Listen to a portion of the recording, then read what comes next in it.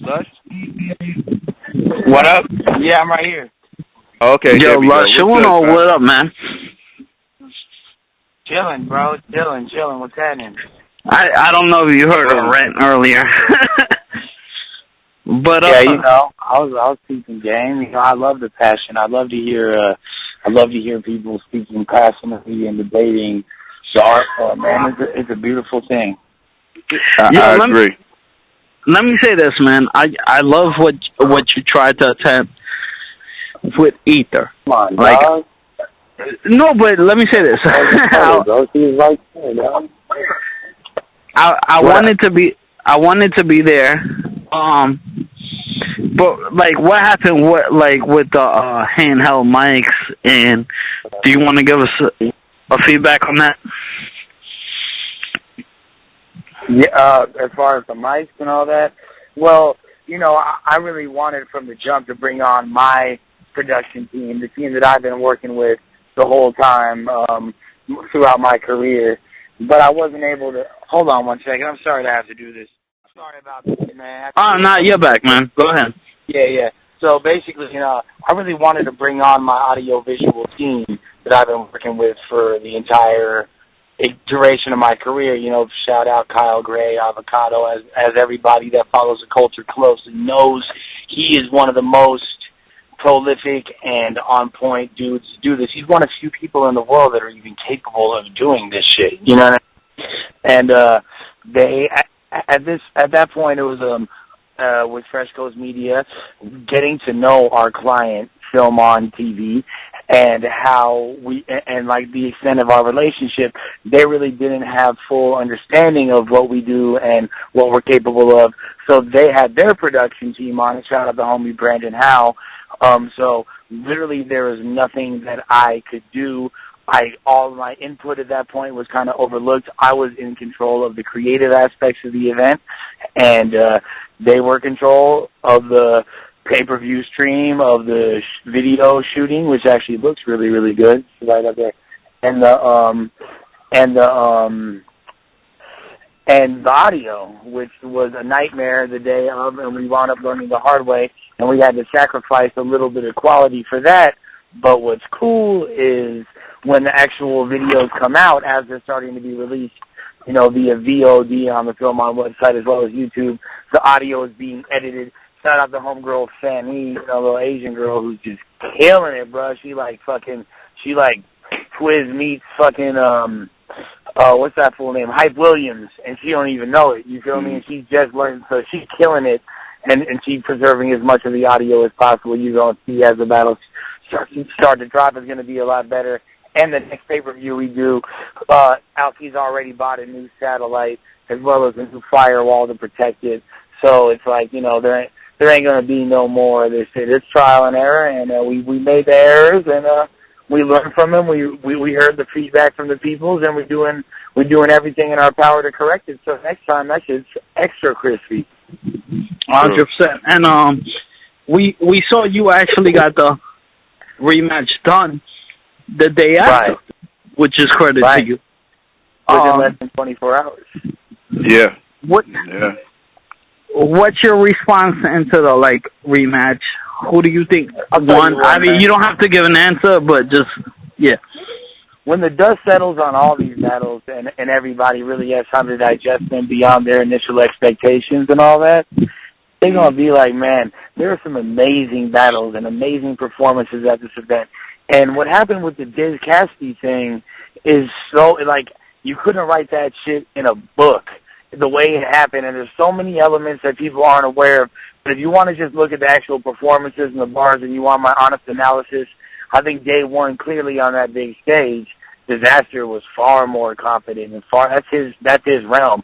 Plus, Diz has a style which is powerful in a small room, but he has energy that can be felt throughout the entire building. So he's better in the big rooms. The only footage we ever seen of Cassidy is in a small, intimate environment. So off top, he got the advantage in that realm. Now I feel what Psycho was saying and all that, but let's keep it a buck, man. Like you said, his performance is 1,000 times better than any other mainstream dude we've seen before. Oh, definitely. Which is great because this gives us opportunities for Cassidy's follow-up battle, as well as all of the other. Now it makes all mainstream rappers see this as a viable platform for them. If he had got his bell rung, his fucking Philadelphia Liberty bell rung, this shit would have been a bad motherfucking look. Yeah, it would have been a horrible look. He didn't embarrass himself at all. He didn't embarrass himself at all. Like he had some days. Solid job. Fine. I got bars like a cell phone. Like, yeah, he had some stupid shit like that. You know what I mean? Like 1998 punches, but he did have some hard shit. And what I gleaned from Cassidy's performance is he is so controlled and so on point, and that's really what separates the dudes that are top tier from middle tier. It's not necessarily bars. A lot of people got bars. It's the ability to perform. And he has that so cold that I think if he continues to evolve the way he is, by his third battle, Cassidy is going to be a huge fucking problem. That I stated that too on the last episode. I said he like his performance was up. Like, you know, like he did way better. Just performance. Just take the bars out of it. Just performance. Like his confidence on stage and like everything. Like the way he performed, his lyrics and everything. Everything was on point.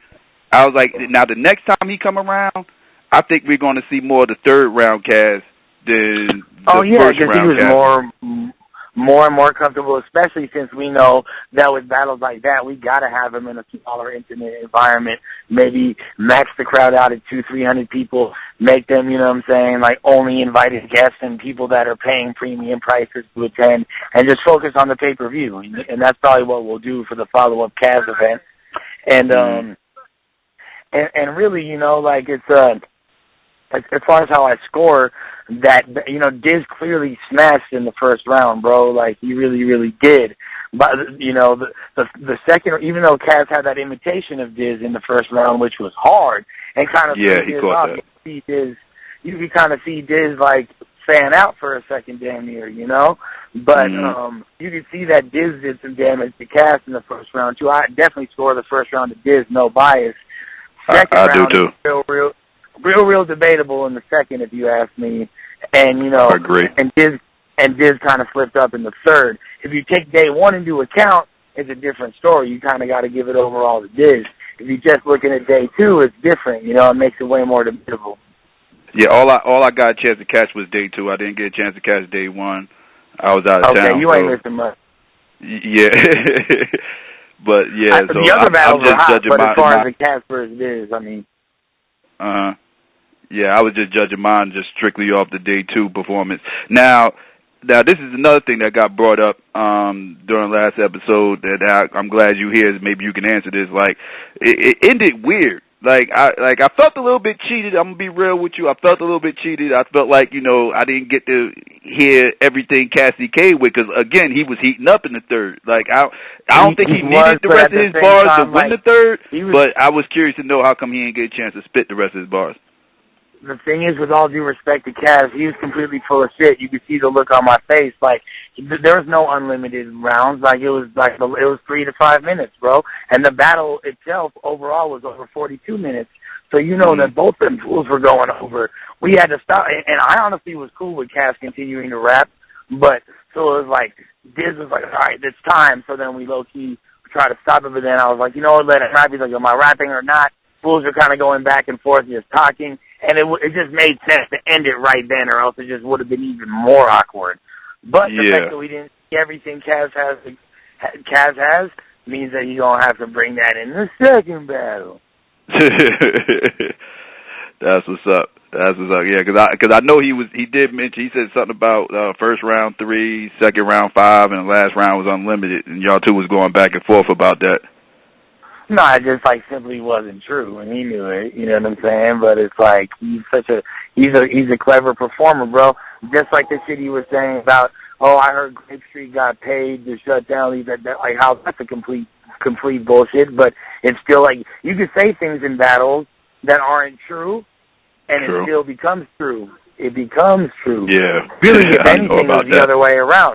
Diz ain't the dude that showed up with fucking, you know what I'm saying, an entourage of 100 people, bro. Literally, it wasn't 50. It was 100 Cass people. had 100. He brought 100 people with him? Bro. 100, and it was pre-designated for him to have 6. Now, I'm not talking shit or throwing him under the bus. He's an artist of a very high caliber, and and that's how he's used to operating. He comes from the Philadelphia School of Battle Rap, where it's like where they used to battle in barbershops. Bring your neighborhood with you. And yeah, you bring the block with you, and that's just the way it is, you know. And battling in large venues at mega events, and it's different, and that caused a bit of a discrepancy, which led to a timing issue, which prevented the battle from even being completed that day. That's why, you know, and obviously that's not why Cass decided to redo it. He decided to redo it just like this did, because they love this battle rap shit, bro. They was already taken care of. They just were doing this for the love of battle rap, and that's why I went to the end of the earth to make it happen. That's why I emptied my motherfucking bank account just to make sure that, you know, that this event happened the way it was supposed to. Yeah, that might sound funny. I have to empty my bank account when I got a billionaire bankrolling us, right? Just because you got a billionaire bankrolling you, don't mean that he's going to give you $1 billion. I don't have his black card. You know what I'm saying? I have whatever budget they allocate to us. And if I want to do things beyond that because I understand this culture more, we going to have to, as Fresh Coast Media Group, do what we need to do to make that shit crack. You know what I mean? Homies like up on a G Money, up on a J Stiz, you know what I'm saying? Them fools is like stepped up, empty day accounts. I empty my, like, that's how we had to make it happen. Now a lot of people didn't understand this. You had Cassidy signed to 2 battles, right? Like, yes, sir. But that's not necessarily Fresh Media Group, or that's not. No. The contract is with Fresh Coast Media Group. All the contracts that were with Fresh Coast Media Group. So this is like the way we operate. We serve as an independent contractor. We facilitate events and create content based on battle rap and other urban-related content for whoever hires us. Now, we do our own productions as well, but as of now, that was the film on TV. We work with King of the Dot as well. If another, you know what I mean? So that's what we are. This is with, his contract is with Fresh Coast Media Group, whether that winds up with Film On or fucking King of the Dot or a combination of both. Or even shit, dude, you never know. Maybe even you want to be, you know what I'm saying? There's a lot of different possibilities, bro. Oh, okay.